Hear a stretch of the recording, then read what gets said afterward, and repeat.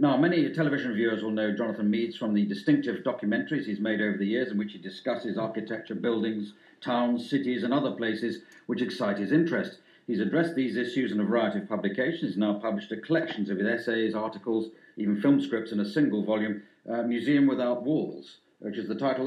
The back of it is because there's no such thing as a boring place, which I would suggest is an even better title, really, because that you take interest, either you're passionately for somewhere or cross with it, wherever you go.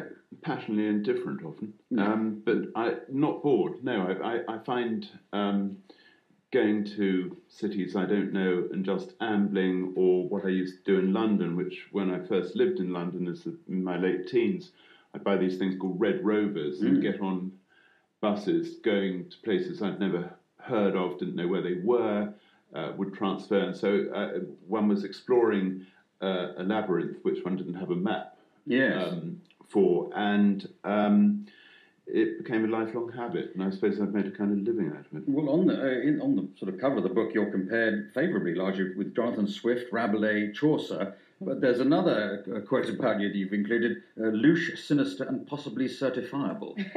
Do you sometimes want to present a sort of an outrageous view, No, not at all. I mean, I don't want to be deliberately contrarian. I mean, I seem to achieve that without actually trying, which it can be tiresome. I mean, it's a label I don't particularly want to bear. No, well, there's a lot to agree with in your books and your programmes, and plenty to disagree with as well. I suppose you do include in this collection, it's about sort of, how much of your output is in this, do you think? About a tenth. Yeah, and your wife sort of put it together, is that right? Yeah, I didn't really want to be consulted. There needed to be a kind of distance. Yes.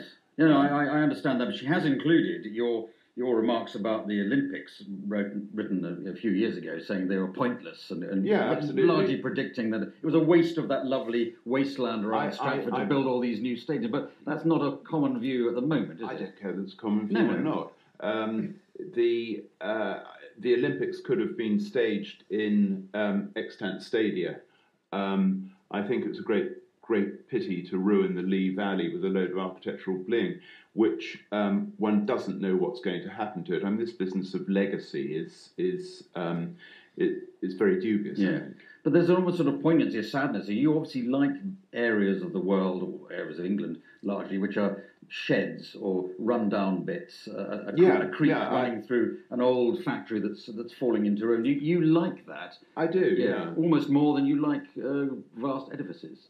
Yes, I think that it has a kind of greater humanity. It's the product of not of kind of great corporate architectural projects, but of the little guy. But somebody's got to build something so that they can rot away for far too much is built. I mean, I think one should improvise with what's already there. Obviously, we've seen this week that Call Me Dave thinks that we can build our way out of whatever's happening to this country at the moment. But you're moving on to being the odd critical remark of Call Me Dave, but there certainly crops up several times remarks about Tony Blair. When you're just talking about buildings, you managed to slot in despicable Blair, low dishonesty, all sorts of. I think do you take against all leaders, or that particular? Not Harold Wilson, who I greatly admired because he kept us out of Vietnam, which I think was, and he created the Open University, so he did two great things. Blair, I suggest that he and his wife could become the Ceausescus of Connaught Square. And one can go on hoping it probably won't happen. I mean, I think he should be at The Hague, as Desmond Tutu has intimated. On a more positive note, possibly, you discuss architecture a lot, obviously, and you make the point that there aren't very many women architects. It's a very male preserve, and you do I suppose, an interview really with Zaha Hadid, who links two of our topics, because she's built a fine building. Interview I've ever done with an architect. Yeah. The thing is, I liked it very much. I'm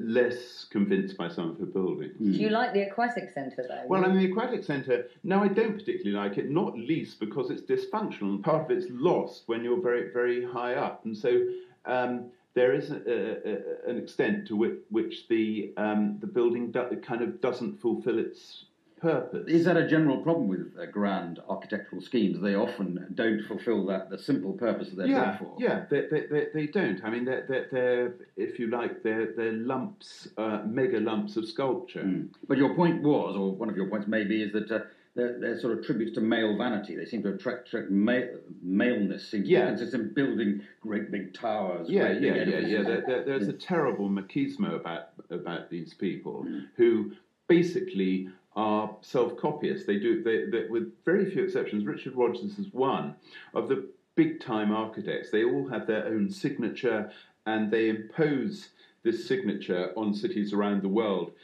Picasso said, copy anyone, but never copy yourself.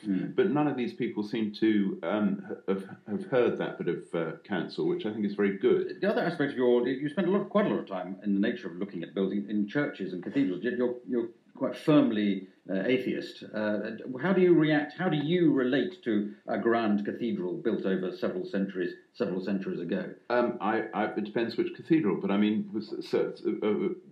I love cathedrals, but they're built by men. They're built by men, not women, for the most part, in the era of the great cathedrals. But do you understand the motivation for building a cathedral? I understand the motivation. The motivation is wrong, but I mean, nonetheless, the craft, the engineering, the sheer architectural brio of the things is something which it belongs to humankind and not to some fiction in the sky. And are we going to get more of you on television? You seem to possibly rule yourself out a bit, or make things difficult. You describe the cretinocracy, which has seized control of television. Yeah, television, the scum has risen to the top. Absolutely. Is this a cry of somebody who's finding it hard to get programs commissioned on television? I had 3 programs on this year, which is what I spent most of last year making. I spent 10 months of last year making 3 hours about France. I mean, but these aren't the cretins who are commissioning your program. No. The cretins are at the top. I mean, the people I work with are good. I mean, but they're never going to become the next whatever this man's called. Director General. Okay. Yeah. Well, look, Jonathan Meades. Before you go too savage on the broadcasting world, Jonathan Meades' book, Museum Without Walls, or if you prefer, There's No Such Thing as a Boring Place, is out now or soon. That's all the loose ends tightened up this week. Thanks to all my guests, Jonathan Meades, James Wong and Rob Brydon, Beth Orton, and hooray for the Riff Raff, Nikki Baby and Warren Brown. Next week, my